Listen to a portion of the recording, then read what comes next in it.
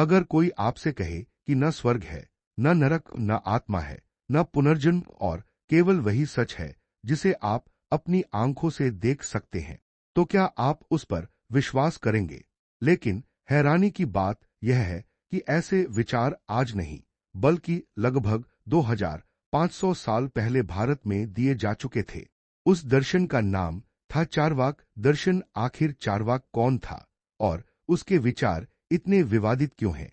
आइए जानते हैं। चारवाक भारतीय दर्शन की सबसे अलग और विवादास्पद विचारधाराओं में से एक है, जहां अधिकांश भारतीय दर्शन आत्मा, ईश्वर, कर्म और पुनर्जन्म को स्वीकार करते हैं, वहीं चारवाक इन सभी का खंडन करता है।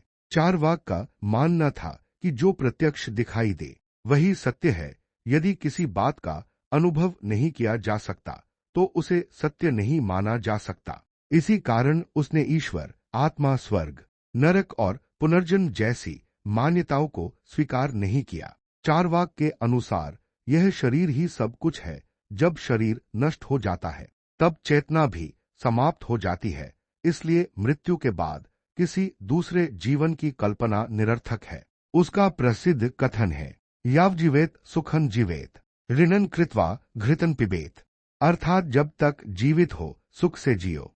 लेकिन क्या चारवाक केवल भोगवाद सिखाता था? यह भी विवाद का विषय है। कई विद्वानों का मानना है कि उसके विरोधियों ने उसके विचारों को बढ़ा चढ़ाकर प्रस्तुत किया। चारवाक दर्शन ने भारतीय चिंतन को चुनौती दी। उसने लोगों को बिना सोचे समझे किसी बात पर विश्वास करने के बजाय प्रश्न पूछने और प्रमाण खोजने की प्रेरणा दी। यही कारण है कि भले ही आज चारवाक दर्शन के बहुत कम मूल ग्रंथ उपलब्ध हैं, लेकिन भारतीय दर्शन के इतिहास में उसका स्थान अत्यंत महत्वपूर्ण है। अब प्रश्न यह है, क्या केवल प्रत्यक्ष ही सत्य है, या फिर ऐसी भी वास्तविकताएं हैं जिन्हें हम देख नहीं सकते लेकिन वे अस्तित्व में हैं? आपका क्या विचार है?